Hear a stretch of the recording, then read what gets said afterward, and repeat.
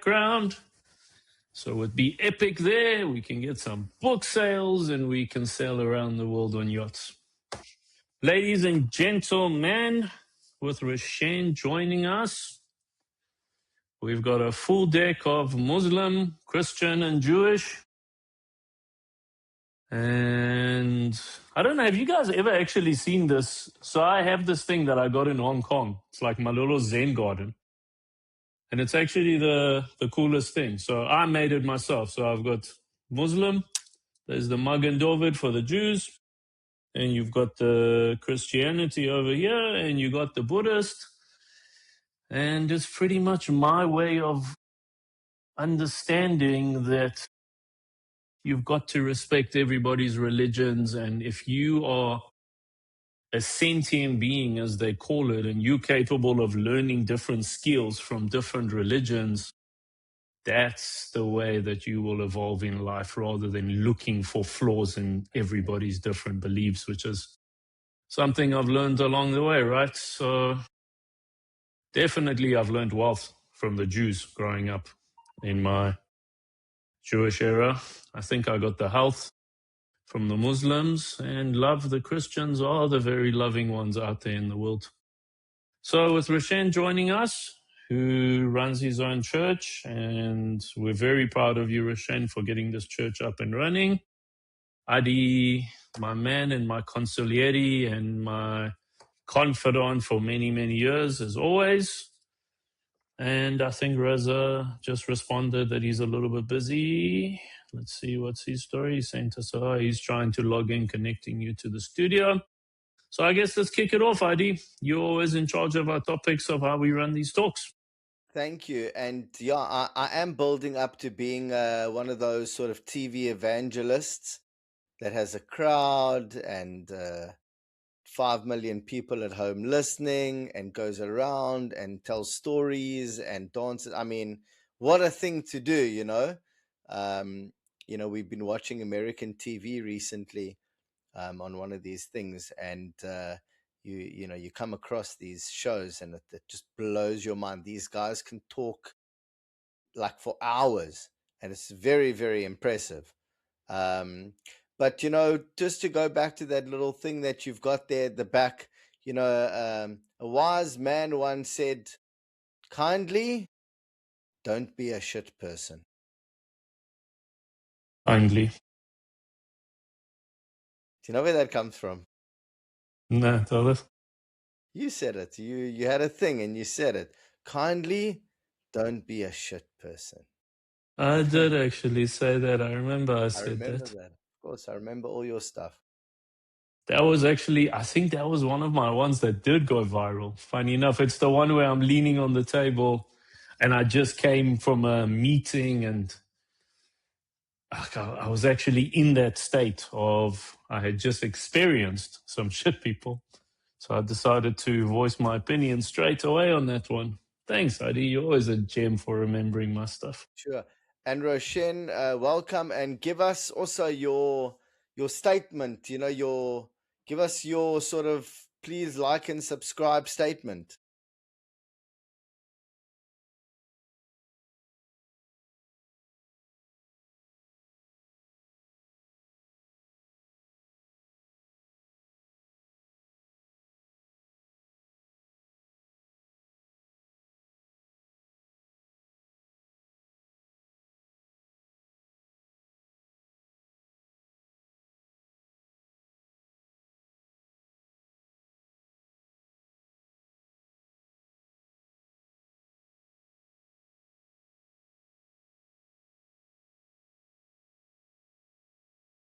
Beautiful. Very nice. So tonight we are going to go through 3 questions. There's a bonus question. We'll see if we're brave enough. The topic is always sort of the discerning human being / business person and how to be the best we can be. That is always the general theme. The question number 1 that we're going to kick off with is, what is the most expensive lie people tell themselves? Who's going to get us started? That one is a deep one. Roshan, I think you got some good skills on that one.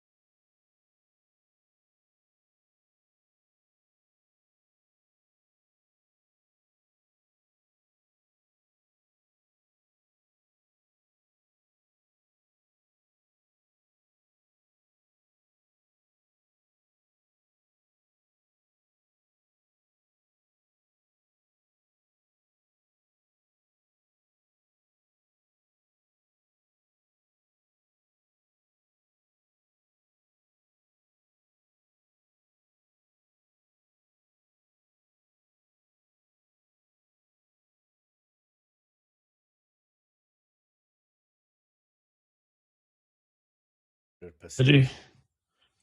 I fully agree with that. You and I seem to have the best connections out here. Rosa's still trying to log in, Not and just 1,000 meg line.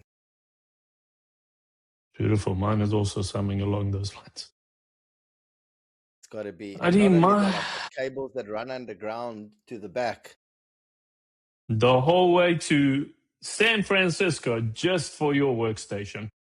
Yeah, so that when you're there, if just so happens you want to have a conversation with China at 1,000 megs, you can. Just in case Elon Musk feels like sending you $1 trillion, you've got the direct cable straight between Adi to Elon Musk.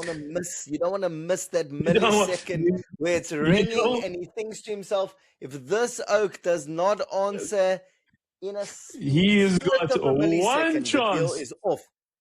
One chance. I'm giving this like 3 rings on this phone.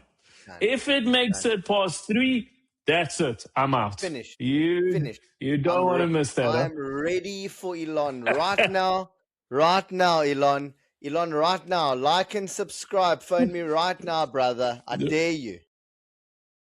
So I don't know if he loves us South Africans since we never allowed Starlink in here. But Elon, that's got nothing to do with us. We as South Africans, we fully support the world's first trillionaire. And we love the great work you're doing. And I'm only saying that so you give me some of Adi's trillion as well. You split it in between. Coming. Adi, my one biggest lie that we tell ourselves, that there's time, that there really genuinely is time. And, I was like, for some reason, being blessed living where we do, there's always a sunset. But for some reason, this sunset today got my full undivided attention. And the only thing that I could think was, when we were younger, how many times did we want to speed up time? How many times did we want to get things done, and we wanted to grow up, and we wanted to get to a location, and we wanted to be in a place, and we wanted to be at a certain thing and achieve a certain thing. And then all of a sudden you hit 40, and all that you wish is that you looked more back on that journey and you were there rather than here. As phenomenal as it is to be here, and I speak of the here and there metaphorically, the there was actually where the magic was. Because every time you get to a certain location and you get to a here, you somehow finding yourself to want to go to another there. And you always, always look back and you realize how much time has flown. And, look at StarTex. 6 years ago, you and I became friends talking about the StarTex things. Can you believe that was 6 years ago, Adi? Do you actually, can you fathom that was 6 years ago, that I actually feel like it was 2 days ago that we were walking around the house in Waterfront where we almost burnt the carpet. Beautiful. You and I, two gem entrepreneurs trying to light a fire for the family. We almost burnt down the entire house. That was Did a she ever see phenomenal that day. that carpet was ruined? No, we got someone to fix it. They came and they Okay. scrubbed it off and they did the best they could. Amazing. It was, Amazing. and you know what? Was the greatest moment was while I was about to burn the house down and you were standing next to me. The only thing I was looking at was your face looking at my hand about to catch fire, and it was like this boyish, naughty smile where I felt like you were like thinking, here we go, we're back in high school and this is about to get interesting. That was one of the only memories I actually have of that whole experience was your little naughty grin while we almost burnt down the house. Amazing. My answer to your one, Rishen was here, Reza. He logged off. We lost him somehow. I don't know. I mean, your network looks phenomenal today. Riz looks gorgeous with his little scarf and jacket there. Adi asked us, what's the biggest? Hi guys. Adi asked us.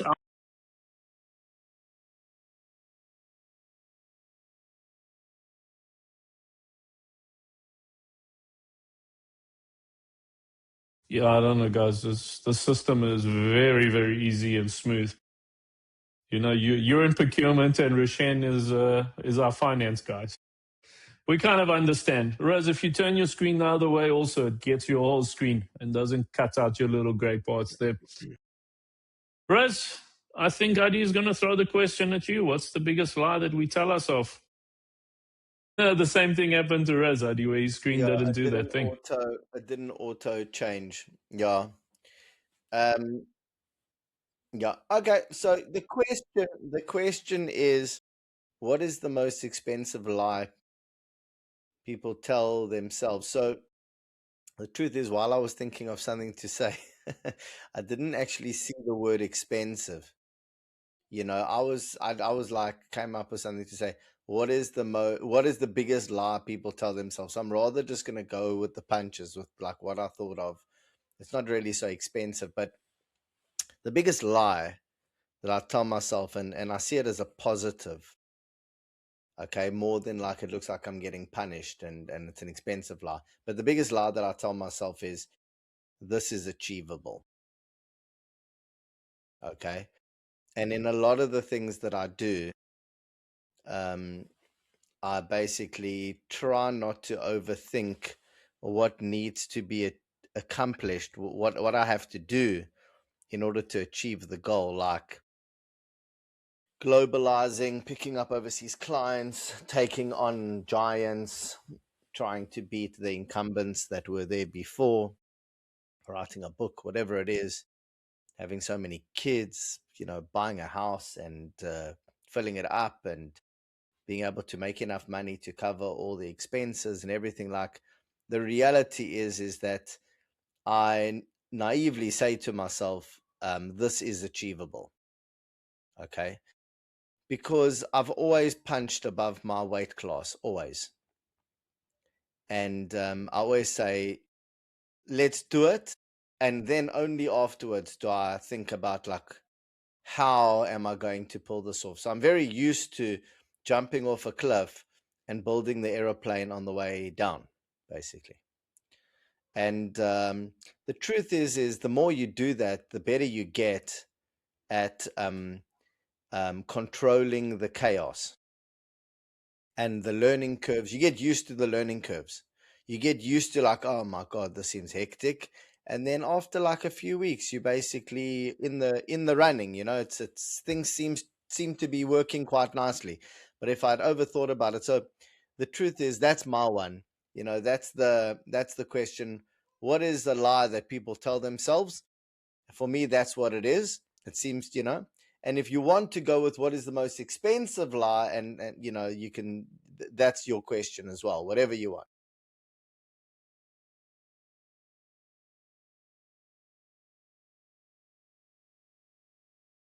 Yes.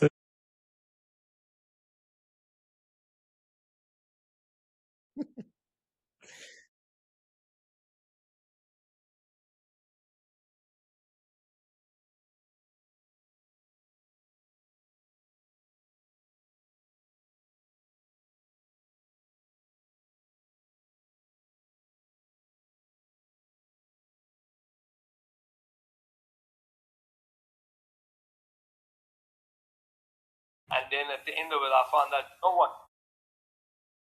If I had actually paid the right person, it would cost.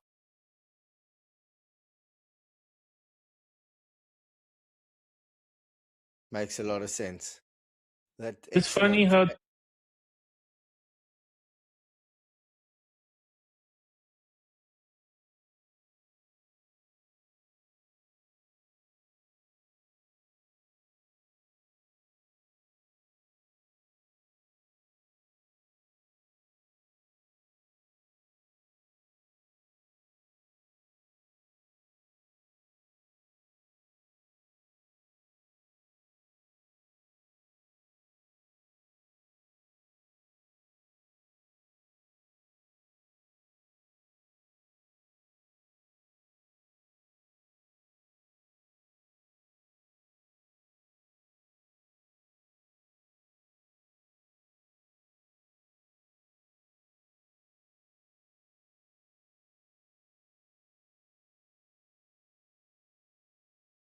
Excellent. Excellent. And Roshan, go ahead. I don't think you got a chance to answer the question. We're going to see how your microphone goes. Otherwise, potentially, we might need to get you to put it on mute. But let's take one. What is the most expensive lie people tell themselves?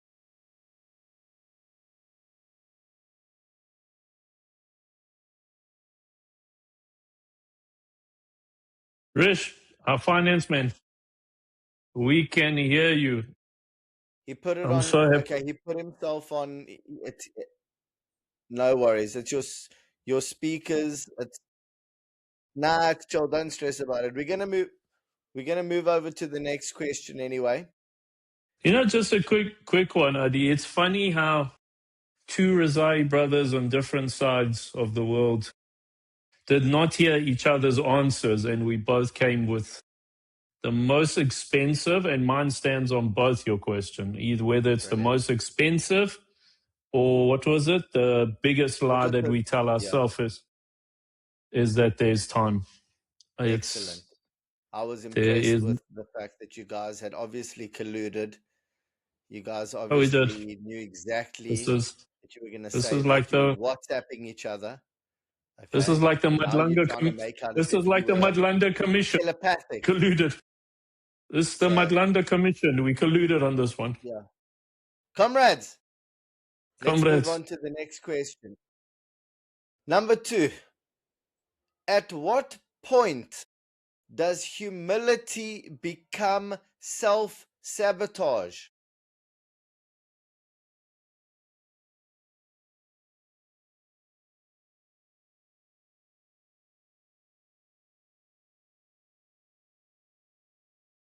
Well, I have found, yeah, I have found, I have found that you can become over humble where instead of just going into a meeting and being honest and saying we're the biggest in the country, we're the best because everyone else says we're the best. Okay. And sometimes maybe people can walk away from a meeting if you're just too humble, and then you say, and they go, well, I don't, I'm not sure about these guys. I don't know if they've got what it takes or whatever. So I think you have to definitely realize that there is a point where too much humility can bite you in the ass, and it's great to be humble, but at what point? Well, at the point where it's maybe working on your own self-esteem, and for mental health, sometimes it's maybe very good to just be honest with yourself and say, like, I'm the most good looking oak in the room.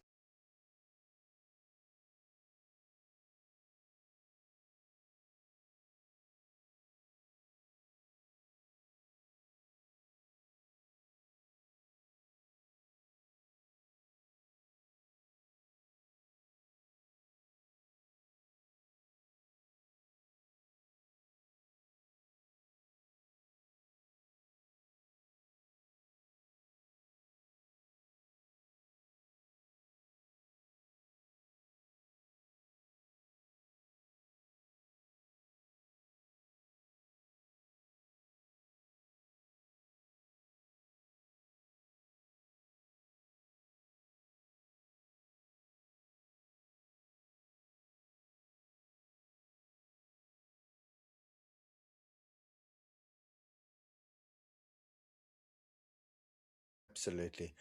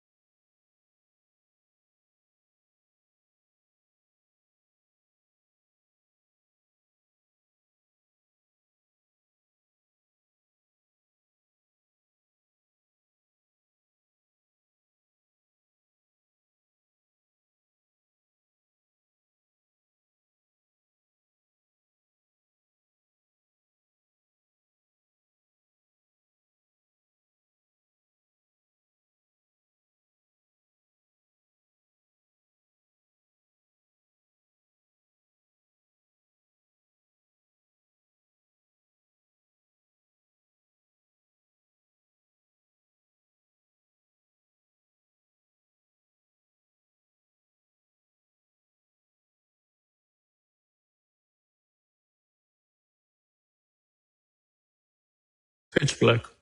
Pitch black, Darker. I'm a 10 out of 10 in pitch black.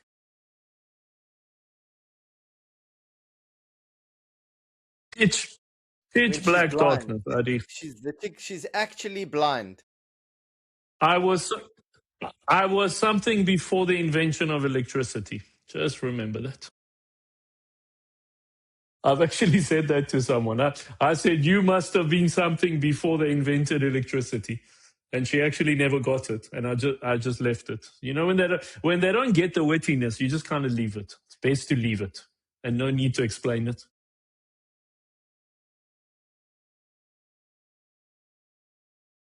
Mine is very weird because my whole life, and you both know this, I'm very phenomenal at reading the room and reading social environments. And I'm very good at sitting at a table and seeing who is worth telling the full story to and who is not really worth it because their intentions are not clear.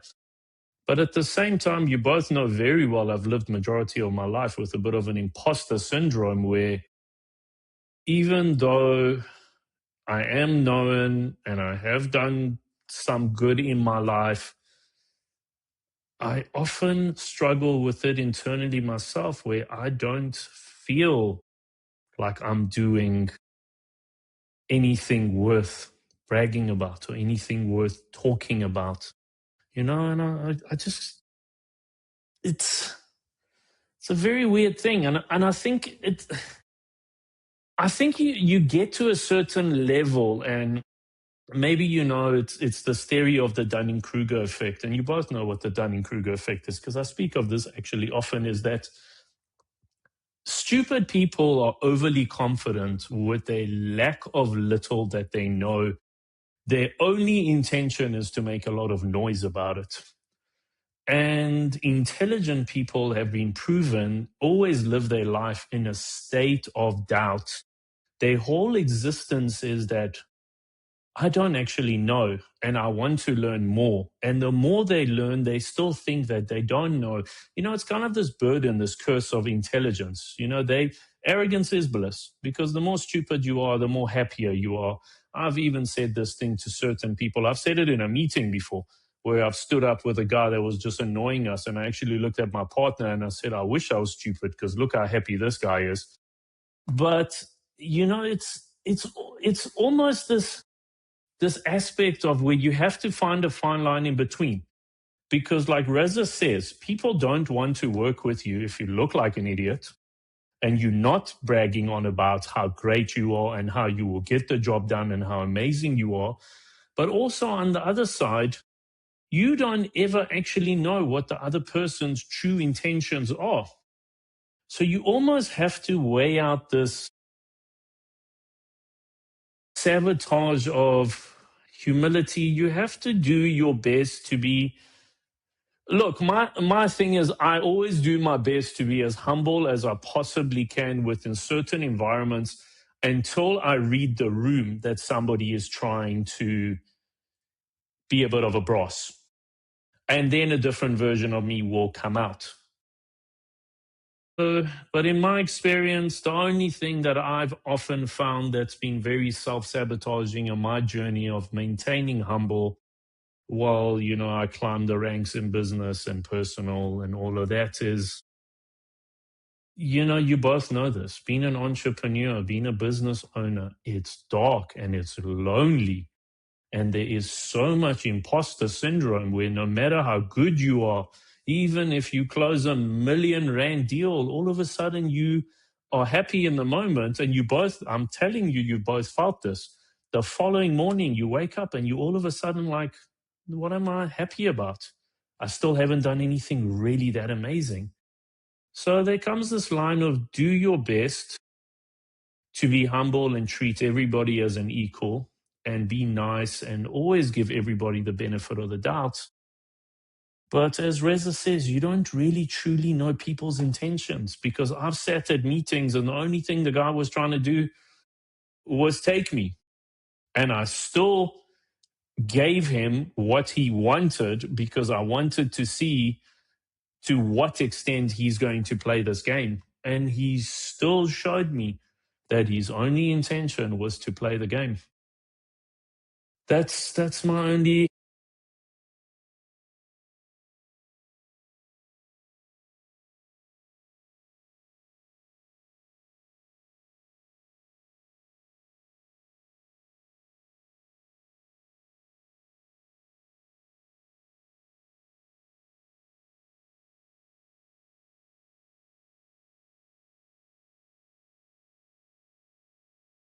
Yeah, I agree.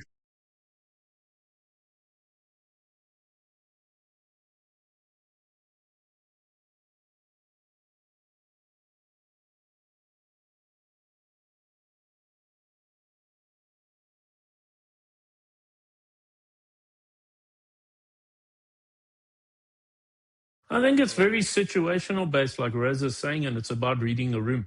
Because, yes, less is more if you're in a scenario where you're sitting at a table and there are people that you're going to learn from. It's the same as that breakfast we had, Adi, remember, at the one and only, where everybody at the table had a different perspective and outreach on life. And it was a very interesting table because the less you spoke, the more you were capable of hearing everybody else's opinion and learning from it. But I've also sat at a table where less is not more. And the only thing that you hear is just ignorance often. And you do your best to humble them while trying your best to remain humble. So it's a very situational based thing. Huh? Very nice. Absolutely. Quality answers there. A lot to take home and think about. Number We're all at 3. home.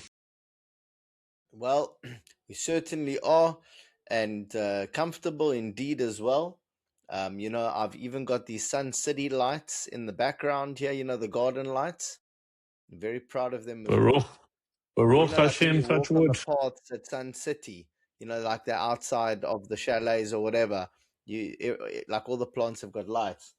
Like I kitted the That's place like the out. stadium. Okay, It's the stadium lights. Adi's got the stadium lights in the background there. You could run a whole cricket match. You could I've run a got whole like cricket match behind Adi. I've got a little soccer pitch for the kids, and there's good lighting. Okay, number 3. Why do some people become more powerful as they get older, while others become less relevant? Ooh, that I got. That is a trial of my life in a summary. You know what the true answer to that is? And it is the most relevant answer across every realm of reality that exists, whether you're talking of in business, in sports, in legal, in finance, in underworld, in any realm of existence. You know what the true essence of power is? And it is the most fascinating thing that I've learned when I've sat at certain tables. The true essence of power is a calm frequency of dealing with situations. The younger you are, the more you are based and you are focused on how you need to react to almost every situation that happens in your life, and how you need to have an opinion, and how you need to have the last word. Whether they are wrong, you must have the last word. And these are the trials that I learned growing up. And as you get older and you watch people that are always in a position of power, you will actually realize the one vital, crucial aspect, human trait that they have. Their nervous system can deal with pressure. Every powerful person's nervous system is just built differently. And the scary thing in life is it's not something that they were born with it, because it's something that has become built over time, because obviously they were put through constant trial and error. And eventually you will see that there are certain people that you could look at them dead in the eyes and tell them the world is ending. And the only thing they will tell you, well, it is what it is. And there is nothing more powerful than seeing a person that can cool, calm, and collectively handle any difficult situation in life. There is nothing more powerful. And this is something that I've learned over my years. Even last year, when whatever happened to me and those Muppets, I've got a Muppet list in the background here somewhere. When those Muppets took me for a nice little spin, and I kept thinking that I have to have the last word on the situation. Do you know how much more in control I would have been of the situation if I just said, it is what it is. You guys do what you got to do, and I will deal with it the way I got to do it. This steel nervous system, and you almost automatically feel it when powerful people are in your presence. They just have a whole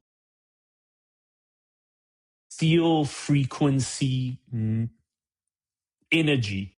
Whenever you sit at a table that's with somebody that's got any essence of power, that no matter what you say to the man, even a flinch on his face doesn't happen. He just tells you, noted, thank you, it is what it is. And then you will see how he will deal with it in his own way. For me, that's the essence of growing power. Dealing with trials and tribulations with a steel nervous system, and the people that just become irrelevant, I often find are the people that just don't ever snap out of it and are always running to the next thing and always trying to make a scene and have the last word and making a big presence and a big story. Cool, calm, and collective.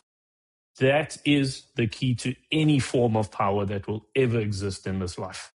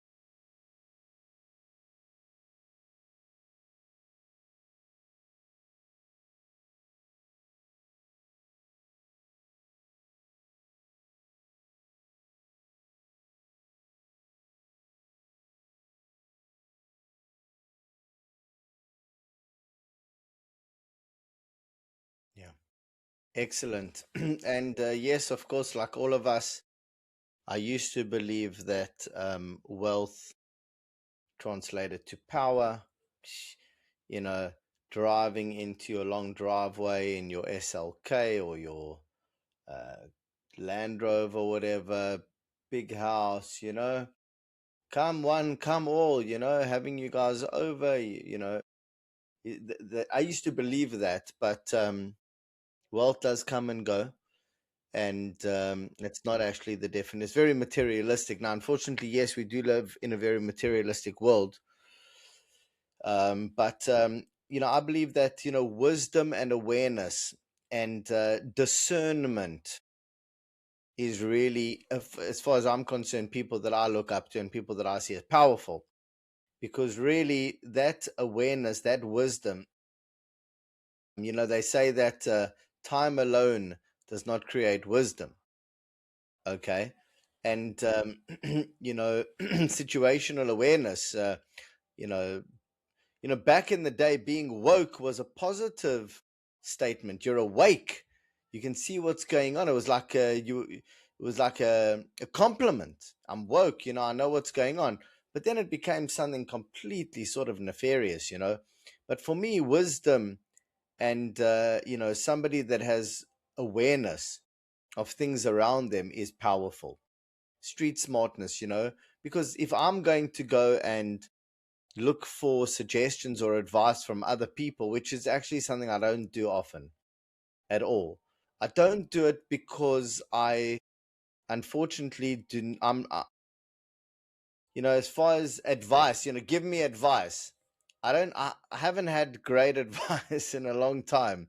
Where you go to somebody and they give you great advice. Okay. And that's wisdom. That's people being aware, being street smart. So for me, it's really about if we both look at something and I ask you a question and you give me a wise answer, and I can see, wow, that's where we walk into a room and the person says to we at a park and the person says, who's the most powerful person here? Is it the guy that just rocked up with the sexy blonde, who's half his age? Is he powerful? Or is it the dad that is carrying all the stuff for the family? Is he powerful?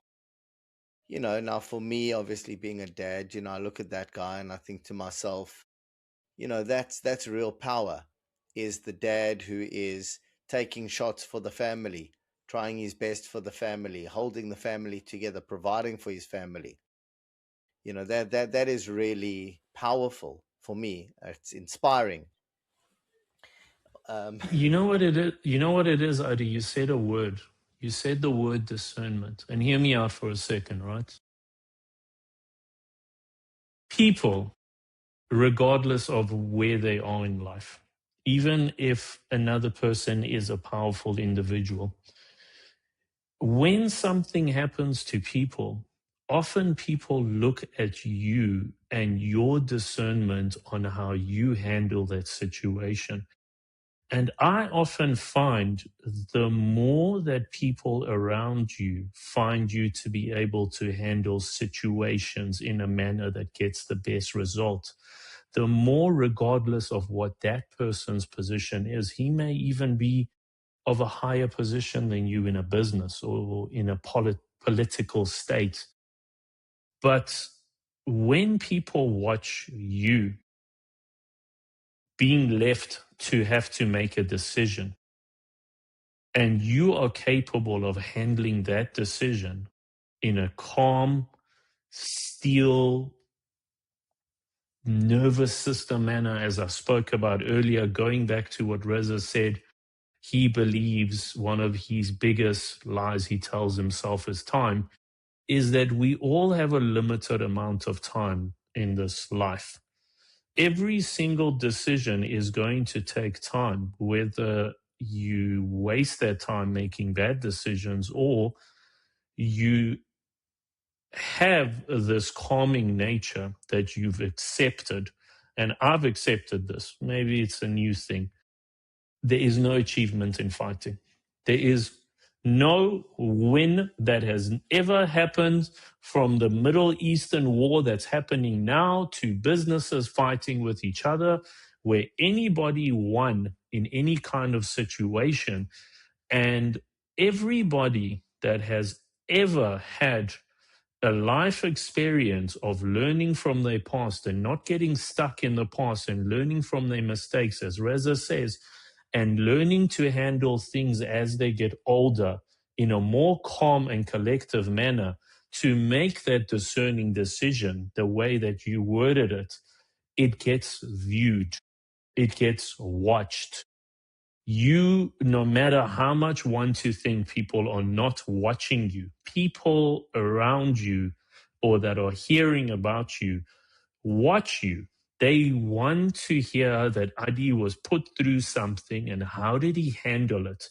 And when they grow that sense of respect towards the way that you dealt with that situation, with the discernment that you spoke of, that in itself gets you people that are willing to follow and believe in you. And when people are willing to follow and believe in you, that in itself is people that will support you. And there is nothing more powerful in the world than having people consider you as somebody that people can come to because you've shown them that you make those good decisions. You know, it's the same as if you watch the mafia movies with The Godfather. The whole thing of The Godfather was he was the elder man that everybody came to for advice when they had bad situations. And his whole mannerism was to deal with it in a calm, non-fighting manner, unless a fight was needed because the other side was looking for a fight. And that's what gave the man his power. And it's the same with the politicians, the same within our own government. There are certain people that are known in our government that you don't ask for advice. The same as in Trump's government. There are certain people, including Trump. Everybody knows, do not leave Trump to make a decision because it will be something that is completely erratic. And that is not somebody that is in power. Like Reza says, people believe Trump is not a person of power because all his decisions are erratic. And the people around him even call him erratic. And that takes away his power automatically. I think the most powerful thing that you hit the nail on the head there was your ability to handle things with discernment. But you know what the shit thing about life is? You will never learn to have discernment and you will never learn to be calm unless you've gone through the trials of not being calm.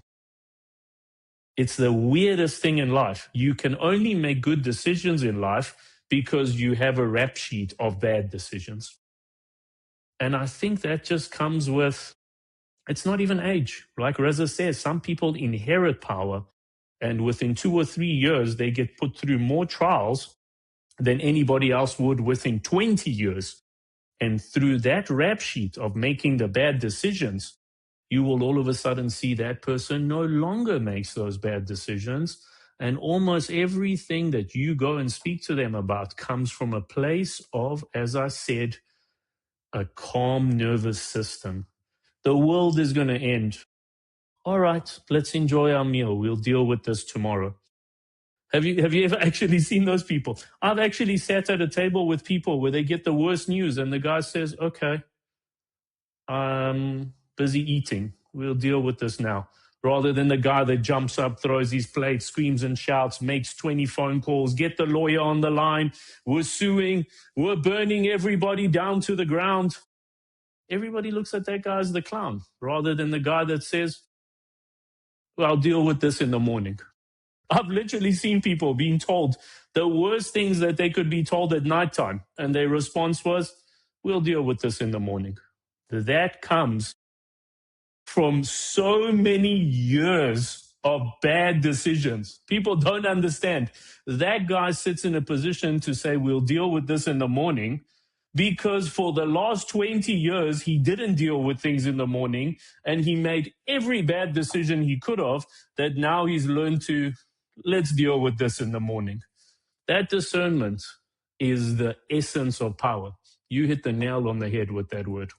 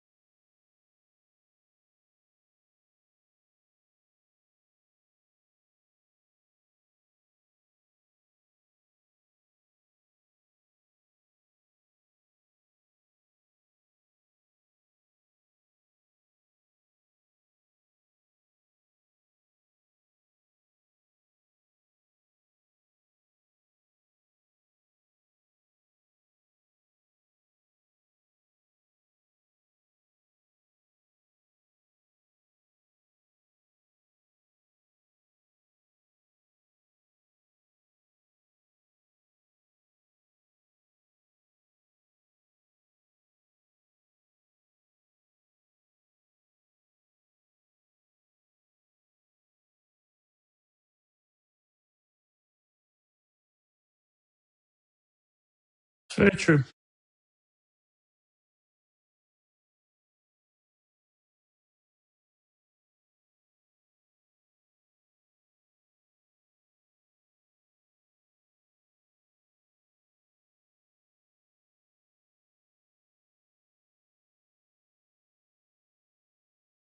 There's a what?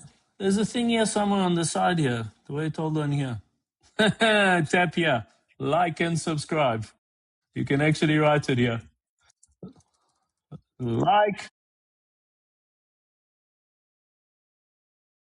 Wait, let me write my let me write my like and subscribe there. There we go, guys. On the screen, we've got our like and subscribe button now.